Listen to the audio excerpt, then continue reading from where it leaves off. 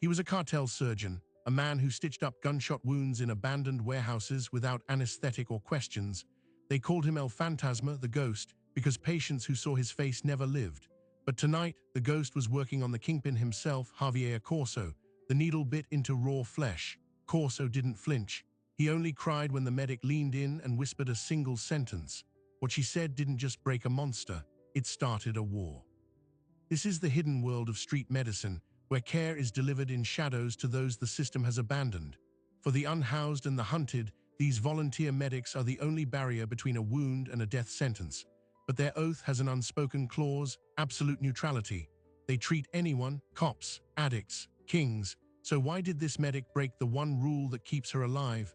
What she whispered to Javier Corso wasn't medical, it was personal. And it would expose a truth buried deeper than any bullet. Her name was Ana Morales, and she wasn't always a ghost. 4 years ago, she was a third-year medical student at Stanford, top of her class, with a residency at Johns Hopkins all but guaranteed. But medicine, inside the pristine walls of a teaching hospital, had a script. It had limits. Ana hit hers the night a young man was wheeled into the ER with a superficial gunshot wound to the leg. He was unhoused. He was high.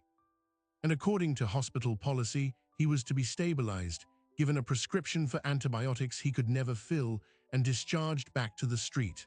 Ana argued. She was told to follow protocol. The man died of a sepsis infection 3 days later in a gutter 6 blocks away. Ana walked out and never walked back in. She found her new classroom in the back of a donated van, learning from a grizzled former combat medic named Hector. The rules were simple, brutal, and sacred. 1. You go to the patient. Always. 2. You treat based on need, not identity. A cop, a gangster, a prostitute, a wound is a wound. 3. You never ever ask questions. The payment is cash, left in an envelope. The only record is the scar you leave behind. This was street medicine. Not the sanctioned outreach programs you see in brochures, but the true underground. A network of volunteers, burnt-out nurses, and disillusioned doctors operating in the blind spots of the city. For the thousands of unsheltered souls in Los Angeles, they were the only healthcare system that mattered. For the city's shadow economy, they were a necessary utility, a discreet clinic that didn't file police reports. On the other side of this fragile truce was Javier Corso.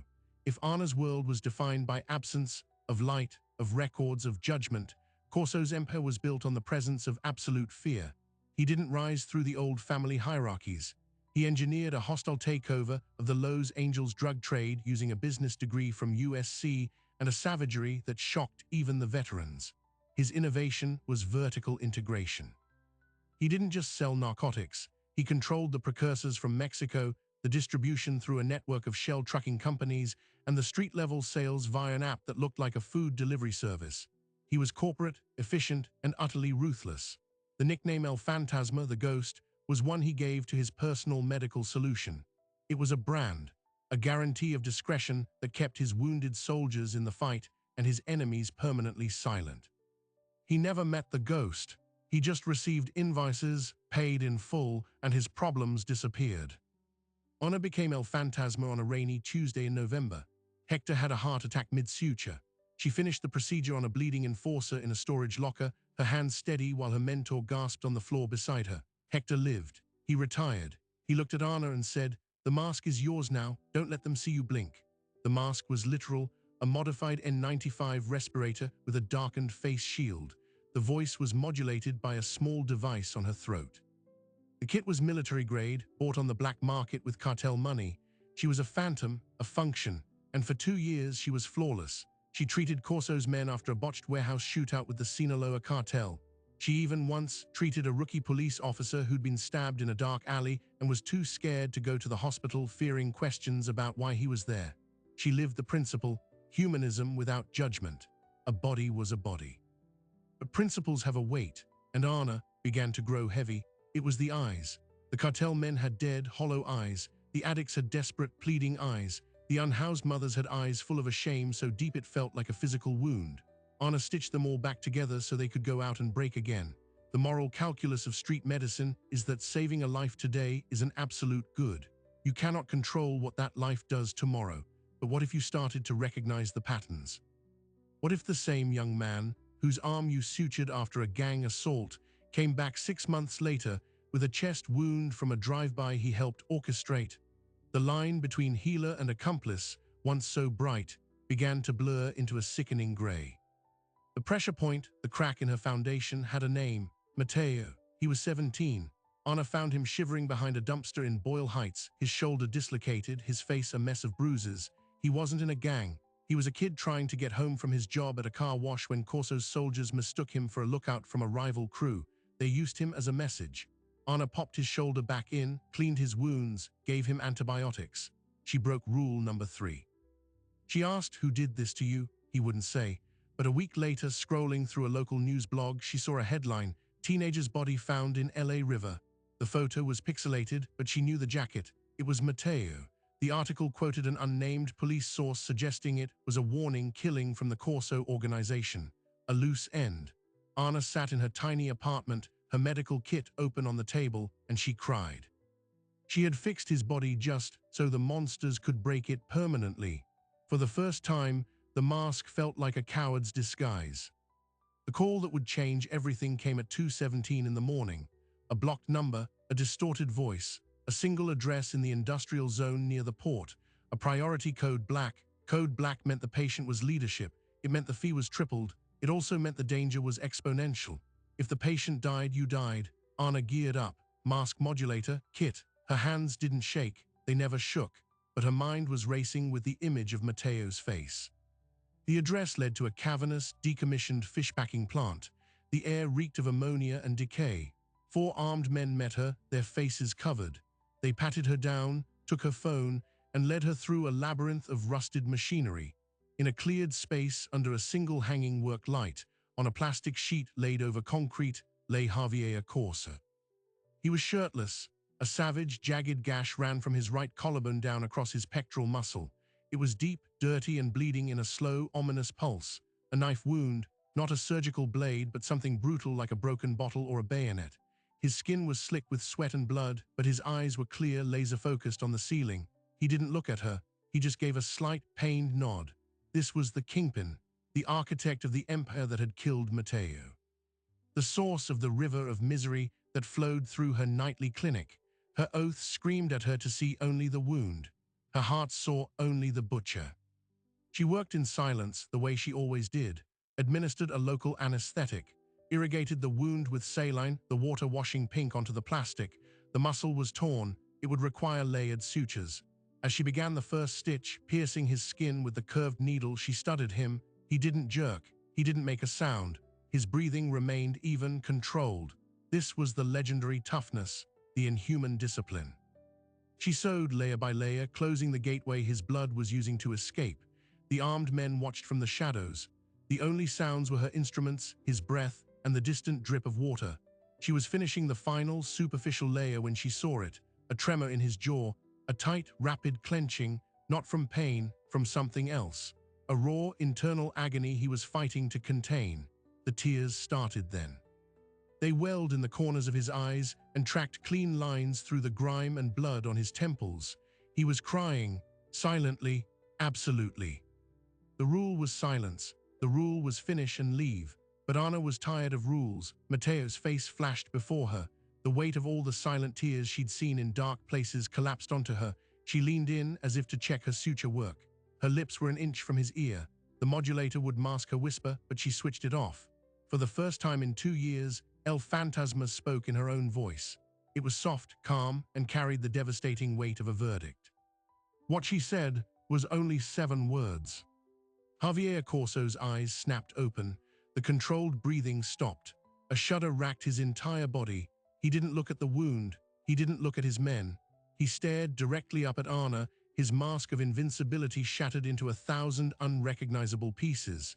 In his eyes, she didn't see rage. She saw a horror so profound it looked like death. One of the guards in the shadows shifted, sensing a change in the atmosphere. "Jefe," he muttered.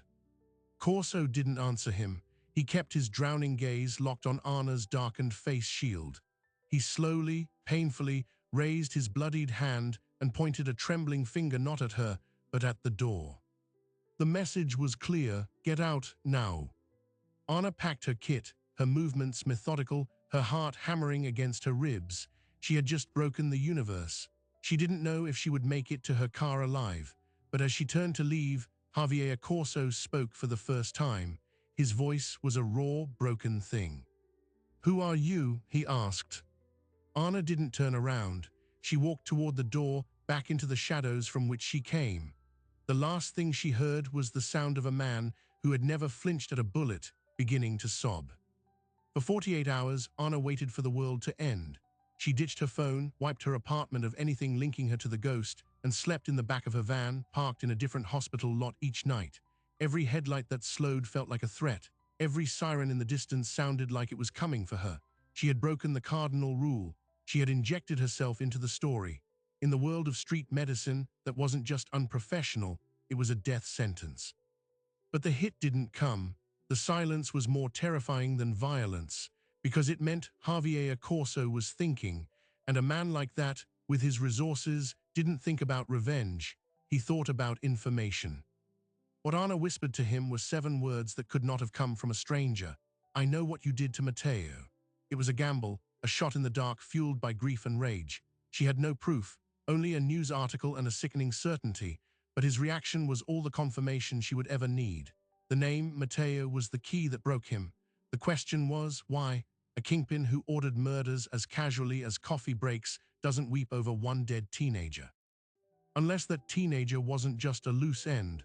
Unless Mateo was something else entirely. While Anna hid, Corso moved.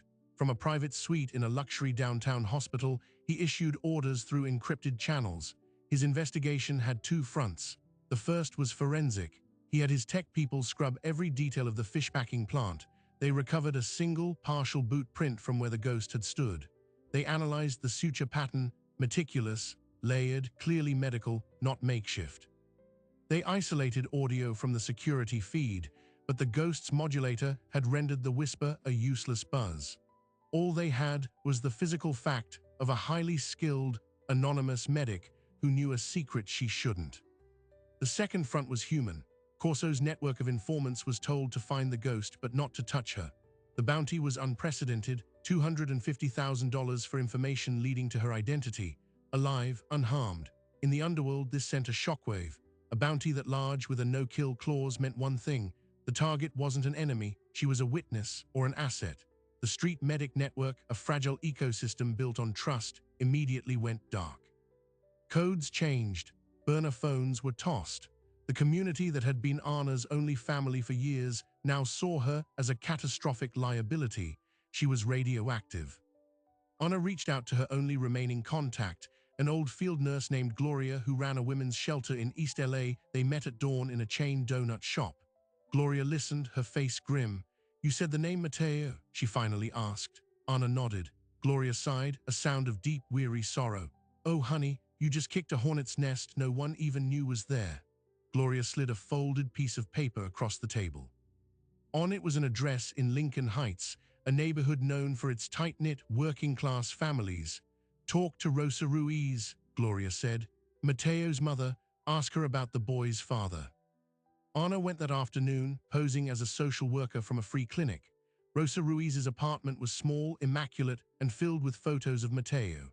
Anna's student, baseball team, a bright smile. Rosa's eyes were hollowed out by grief. She spoke of her son in the present tense for the first 5 minutes. When Anna gently mentioned she was trying to understand the circumstances, to help other kids, Rosa's composure cracked.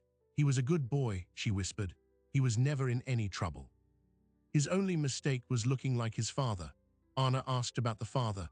Rosa looked at a framed photo on the mantle, a handsome, younger man in a military uniform. "His name was Carlos. He died when Mateo was a baby, serving overseas." Then she paused, her gaze turning hard. "That's the official story, the story for the VA and the flag they gave me. The real story is that Carlos came home. He came home broken, and he got mixed up with bad people. He worked for them. He drove a truck." A cold dread began to pool in Anna's stomach. "What people, Rosa?" Rosa looked her dead in the eye, her voice dropping to a mere breath. "Corso. He worked for Javier Corso. He was there at the beginning, he knew things. And when he tried to leave to be a father to his son, they said no.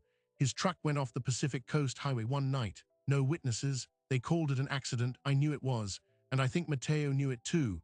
He started asking questions a few months ago. He said he wanted to clear his father's name.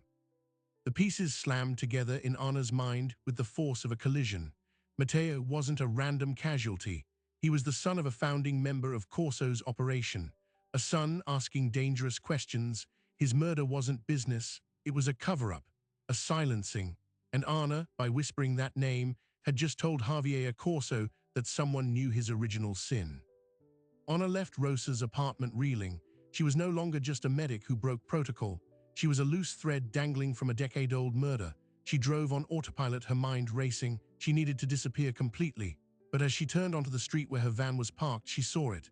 A sleek, black SUV with tinted windows was idling right behind it. No plates. Her blood turned to ice. She kept driving past her van, her heart in her throat. In her rearview mirror, she saw the SUV's lights come on.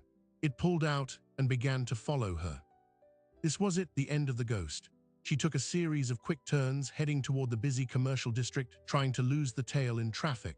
The SUV matched her move for move. It wasn't aggressive. It was patient, relentless. They were herding her. Panic rising, Anna spotted a multi-story public parking garage. She swerved in, taking the ticket and spiraling up the tight ramps. The SUV followed. Floor 3, floor 4. She was running out of runway.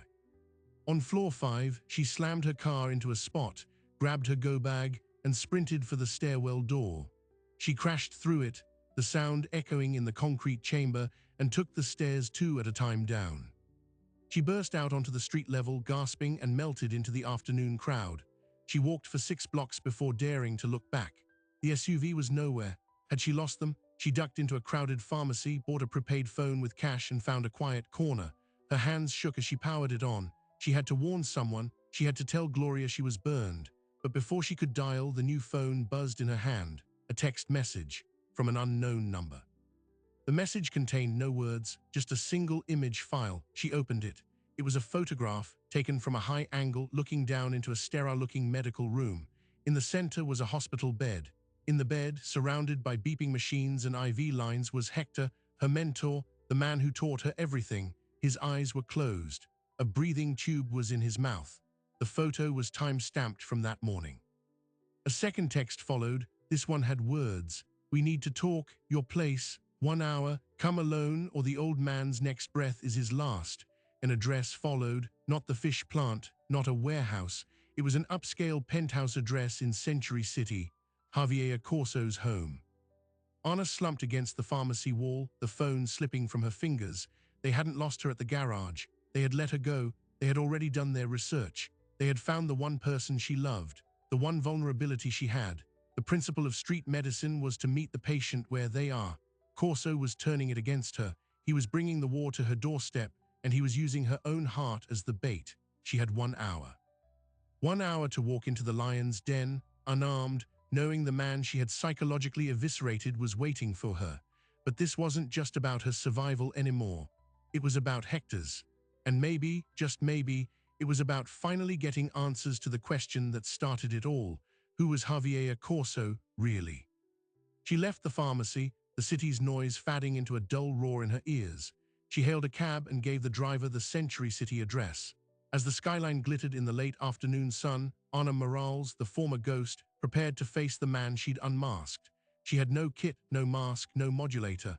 For the first time, she would be just a woman walking into a room with a monster. But she had one weapon he didn't expect. She knew his secret.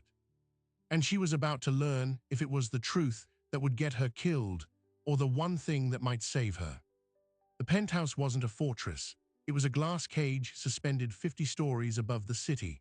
Anna was met in the marble lobby not by thugs, but by a severe woman in a tailored suit who wordlessly escorted her to a private elevator. The doors opened directly into the apartment. The space was vast, minimalist, and shockingly quiet. Floor-to-ceiling windows presented a panoramic view of Los Angeles, a sprawling circuit board of light and shadow. There were no guards in sight. Just the distant hum of the city, and the man sitting in a high-backed chair facing the window, his silhouette framed by the dying sun. Javier Corso was shirtless, his torso wrapped in crisp white bandages that covered Anna's sutures. He didn't turn as she entered. "Close the door," he said, his voice calm, stripped of the raw agony from the warehouse. Anna did. The elevator descended, leaving her alone with him, The silence stretched. "Sit," he said, gesturing to a chair opposite him. Anna remained standing. "Where is Hector?" she demanded, her voice tight. "Alive in a private clinic. Better care than he'd get in any ER in this city." Corso finally turned his head. His face was pale, drawn, but his eyes were terrifyingly clear. The tears were gone. In their place was a cold, analytical focus. "You took a significant risk coming here.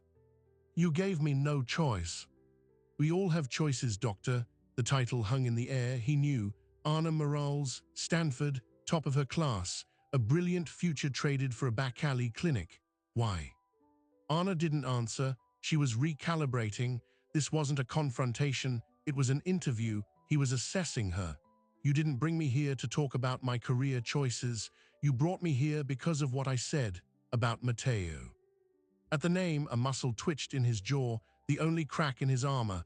"Yes," he admitted softly, "Mateo Ruiz." He turned his chair fully to face her, wincing slightly at the movement.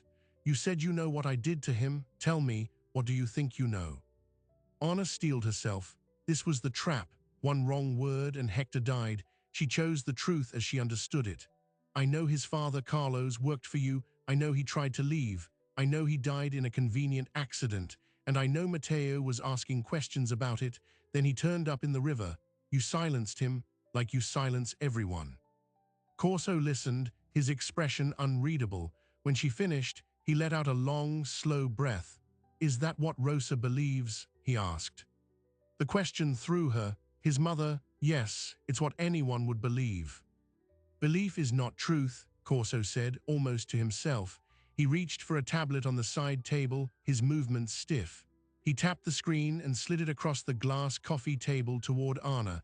On it was a document, a coroner's report. "Read the cause of death." Anna glanced at it. "Blunt force trauma and drowning, consistent with." "Keep reading," the toxicology report. Her eyes scanned down, her breath caught. High levels of fentanyl and carfentanil. Carfentanil, an elephant tranquilizer, a drug 10,000 times more potent than morphine, a drug that had no business being in a teenager's system in Lincoln Heights. "Mateo wasn't killed to silence him," Corso said, his voice hollow. "He was killed as a message to me. That's why they used carfentanil. It's a signature.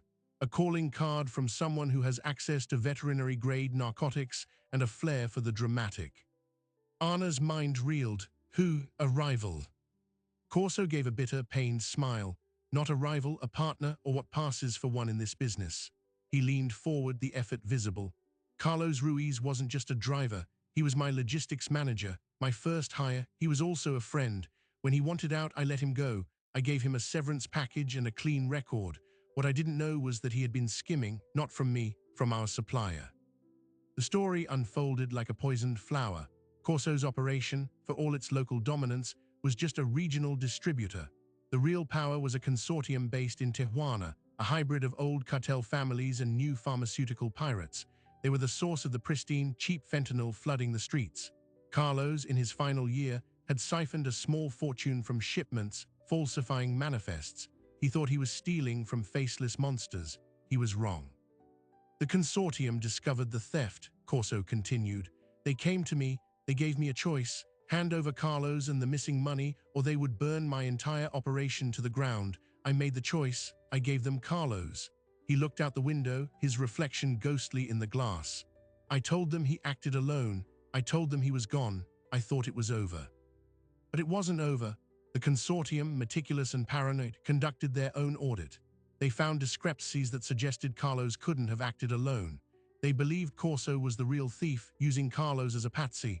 The knife wound Corso received wasn't from a street rival. It was a disciplinary action, a warning, delivered by a consortium enforcer in the fish-packing plant just before Anna was called. The message was clear: repay the debt with interest or the next cut would be fatal. "Mateo," Anna whispered, the horrible puzzle completing itself. "They killed his son to prove they knew, to prove they could reach anyone, anytime, to pressure you." Corso nodded, a single grim dip of his head.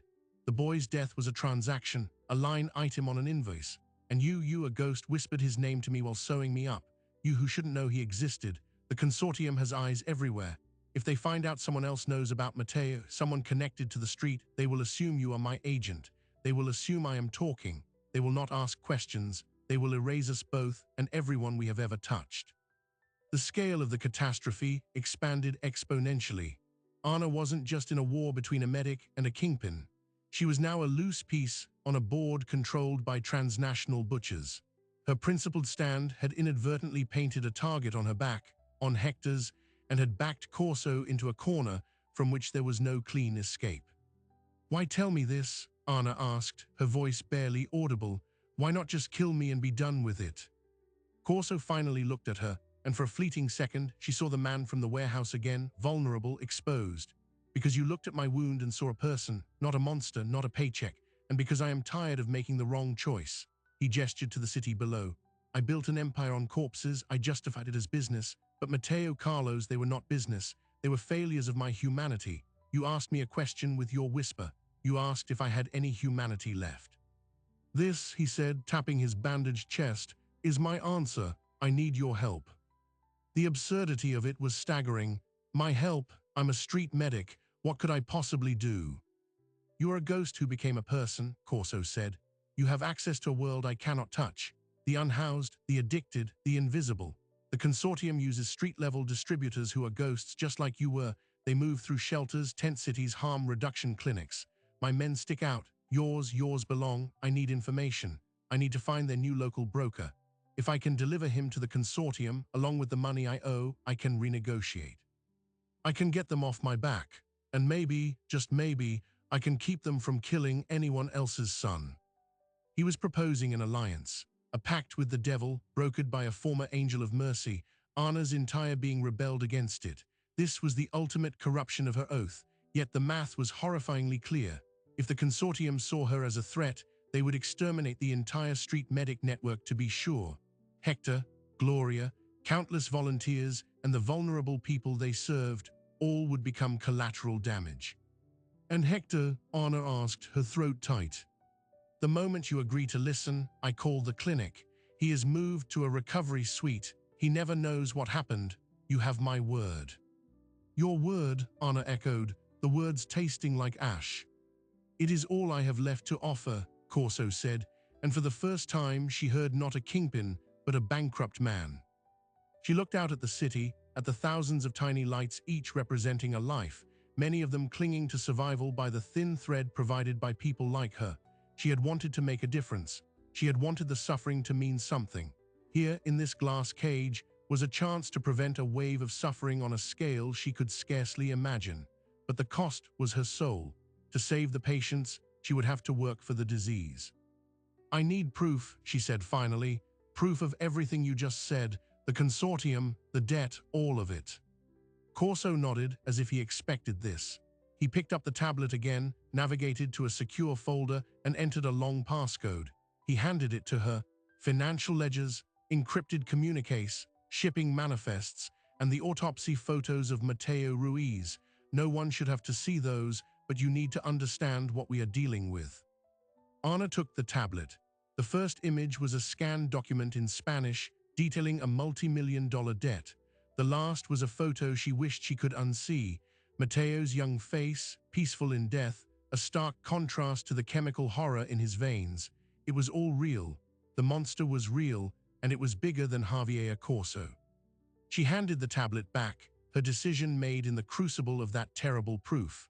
"I'll do it, but on my terms. No violence against the people I interact with. You get your information through observation only, and when this is over, you leave the street medicine network alone.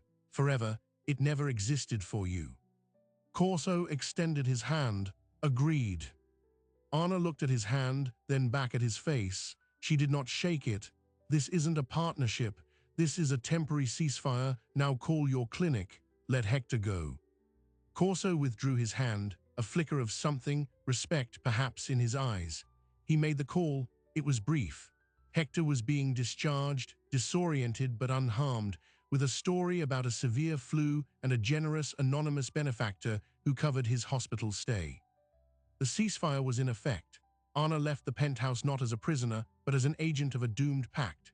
She returned to the streets, but everything was different. The faces in the tents and under the bridges were no longer just patients. They were now potential intelligence sources in a hidden war. She felt the eyes of Corso's surveillance team on her, distant but constant. She made her rounds, treating wounds, distributing naloxone, but now she listened for different things. Mentions of a new, potent batch. Whispers of a supplier who paid in antibiotics and clean socks instead of cash. For 3 days she heard nothing. The pressure was mounting. Corso was getting daily, painful reminders from the consortium. Then, on the fourth night, while cleaning an abscess for a woman named Chloe in a Skid Row tent, she heard it. Chloe, high and chatty from the painkillers Anna gave her, mumbled, "Yeah, the new guy, all right, doesn't push, just has what you need, says he's a friend of the cause." Anna's hands didn't stop working. "A friend?" she asked lightly. "Yeah, like a social worker or something, but he's got the good stuff, the clean stuff. Name's David, real polite." Chloe gave a rough description: average height, clean-shaven, wears a simple grey hoodie, always has a backpack full of medical supplies he gives away for free. It was him, it had to be, the consortium's new broker, posing as a harm reduction worker, a wolf in sheep's clothing, using the trust of the community to distribute poison. Anna finished with Chloe, her mind racing. She had a name, a description, a pattern. This was what Corso needed. But as she packed her kit, a new, more terrifying thought occurred to her. What if Corso was lying? What if the consortium was a fiction, and this was simply his way of crushing a new competitor?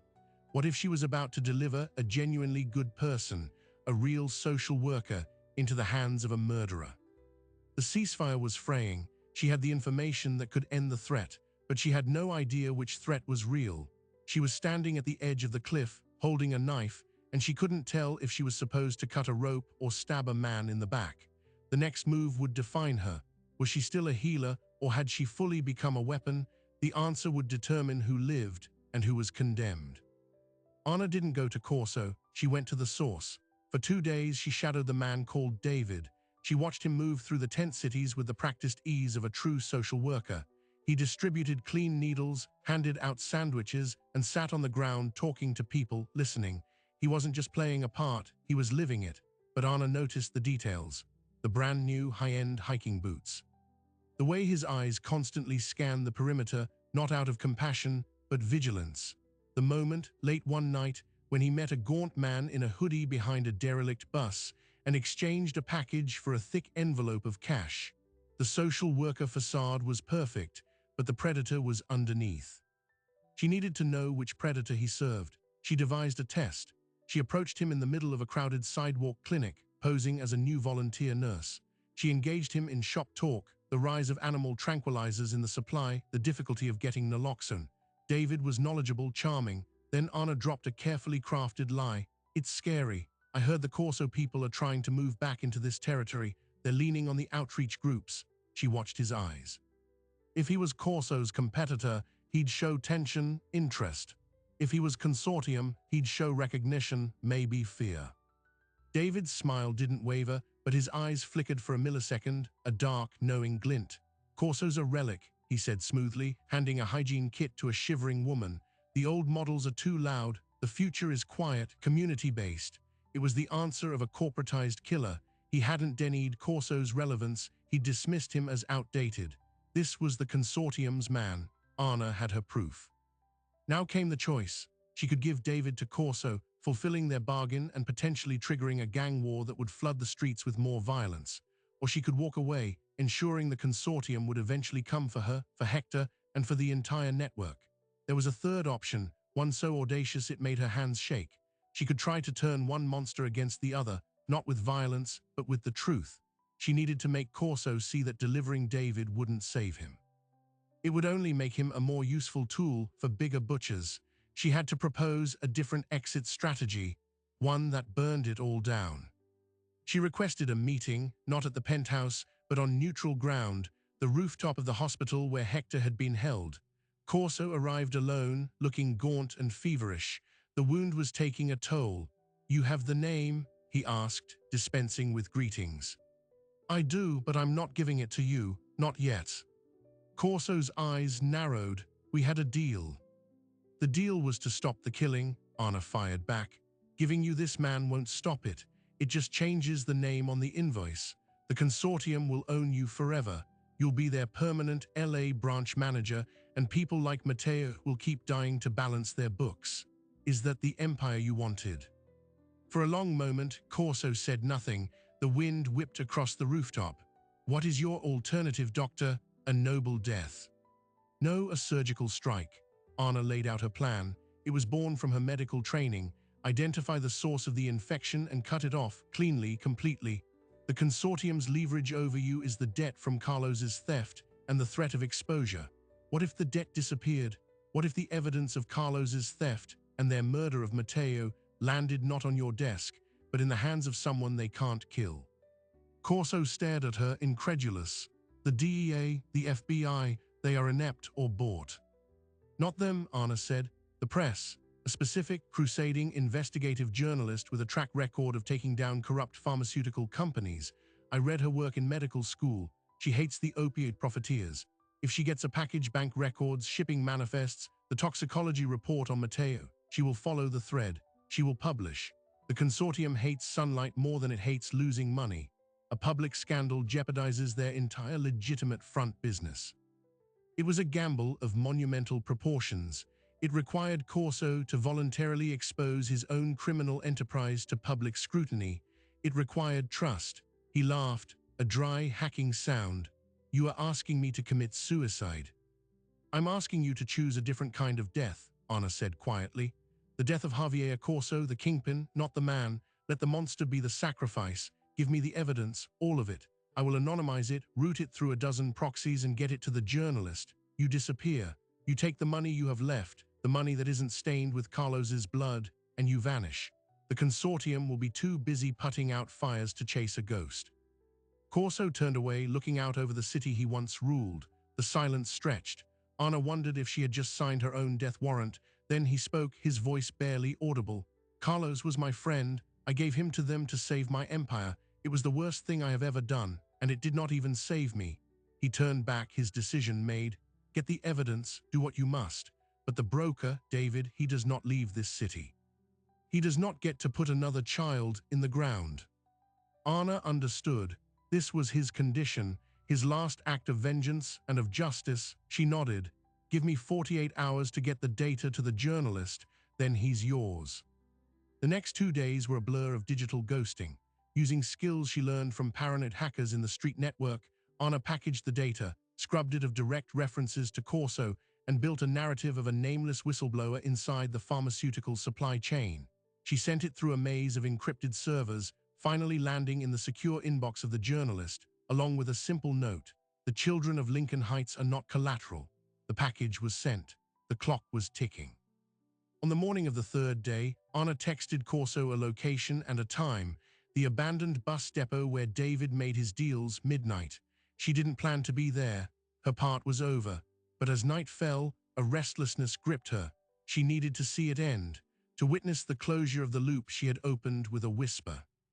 She positioned herself on the roof of a neighboring warehouse, shivering in the night air. Right on time, a single car pulled into the depot. Corso got out, moving stiffly but with purpose. Minutes later, David arrived on foot, his backpack slung over one shoulder, thinking he was meeting a distributor. The confrontation was short. There were no shouted accusations. Anna saw Corso speak. David froze, then turned to run. Corso didn't pull a gun, he simply gestured. From the shadows, 2 figures emerged, not his usual enforcers, but the men who had been guarding him at the fish plant. Consortium muscle, they grabbed David. There was a struggle, a muffled cry, and then David was forced into the trunk of Corso's car. It was a delivery. Corso wasn't executing David himself. He was returning stolen property to its owners. The message was clear. Here is your broker. The debt is settled. The man who knew your secrets is walking away. The car drove off, leaving the depot silent and empty. Anna slid down the wall of the roof, her breath coming in ragged gasps. It was over. The monster had, in his final act, chosen a terrible, poetic justice. He had given the consortium the traitor in their ranks, buying his freedom with the one currency they understood, loyalty enforced by fear. A week later, the investigative journalist broke the story. A major exposé on a Tijuana-based pharmaceutical cartel using homeless outreach programs as a distribution front with implied links to several unsolved deaths, including that of a teenager named Mateo Ruiz. The public outrage was immediate. Federal agencies, slow and compromised as they were forced to act. Raids were conducted. A low-level executive was extradited. The consortium's LA operation went dark. Javier Corso vanished. The penthouse was emptied. His legitimate businesses were sold off by faceless lawyers. The streets spoke of a power vacuum, of new players scrambling for position, but the shadow of El Fantasma was gone. Ana returned to her work. The mask was gone for good. She worked under her own name now, partnering with Gloria to run a legitimate, grant-funded mobile clinic. She treated the same wounds, saw the same suffering, but the weight was different. She had looked into the abyss and negotiated with it. She had not emerged unscathed, but she had emerged with her purpose intact. 3 months later, a package arrived at the clinic with no return address. Inside was a sealed medical bag, not her old ghost kit, but a brand new state-of-the-art portable trauma unit, the kind used by military medics. It contained equipment she could never afford: portable ultrasound, advanced hemostatic gauze, a battery-powered cautery tool. Tucked between the rolls of bandages was a single, unmarked USB drive. She plugged it into a secure computer. On it was a single file, a digitized ledger. It listed every offshore account once controlled by Javier Corso, now emptied, with the funds routed to a series of nonprofits and homeless advocacy groups. The total was staggering: $47 million. The final transaction was a $10 million donation to a brand new entity, the Mateo Ruiz Center for Street Medicine. There was no note, no signature, just the ghost of a kingpin funding the very world he once exploited. It was an apology that could never be spoken and a legacy that would save countless lives. Anna sat in her small office, the sounds of the clinic a gentle hum around her. She thought of the man who didn't flinch at a needle but cried at a name. She had set out to heal bodies, and in the process, she had perhaps healed a fragment of a soul, not by forgiveness, but by offering a choice other than damnation. The war wasn't won. The streets were still hard, but the needle and the suture, it turned out, could be tools for more than closing wounds. In the right hands, they could stitch a broken world back together, one fragile, complicated human piece at a time. The story of the street medic and the kingpin was over, but the work, the real work, was just beginning. So what does this story tell us about the line between healing and justice? Ana Morales and Javier Corso existed in worlds that were never supposed to touch, one bound by an oath to do no harm, the other by a code built on causing it. Yet in a dim room, with a needle and thread, their stories fused. It's a stark reminder that the most powerful forces in our world aren't always armies or institutions. Sometimes they are a single person, armed with nothing but a principle and the courage to speak it at the worst possible moment. Street medicine exists in that impossible space. It is a testament to the idea that care should have no conditions, that a human in pain is just a human in pain. But Anna's journey forces us to ask, can true care ever be neutral? When you witness the source of the suffering, does the oath to treat the wound extend to an obligation to stop the hand holding the knife? There is no easy answer. The street medic's code exists for a reason. It keeps them alive, and it keeps the lifeline open for the next patient. But Anna's whisper challenged that code, and in doing so, she didn't just save a life, she altered a destiny. We are left with a complicated victory. A kingpin was not slain but dismantled. A medic was not corrupted but transformed. And a community of the forgotten received an unexpected inheritance. It's a messy, ambiguous, profoundly human outcome. In a world that craves clear heroes and villains, this story gives us neither. It gives us something better, a choice. The choice Anna made to see the man behind the monster. The choice Corso made in the end, to let that monster die so that something else, however small, could live. That is the ultimate lesson of the street. It's not about the stitches you put in, but the connections you make. It's about recognizing that every person, from the kingpin to the kid in the gutter, is a story waiting to be rewritten. And sometimes, the pen is a suture needle, and the ink is the courage to say what no one else will. What do you think? Did Anna cross a line she shouldn't have? Or did she redefine what it means to truly heal? Was Corso's redemption a genuine change, or just the final calculation of a businessman? Let me know your thoughts in the comments below.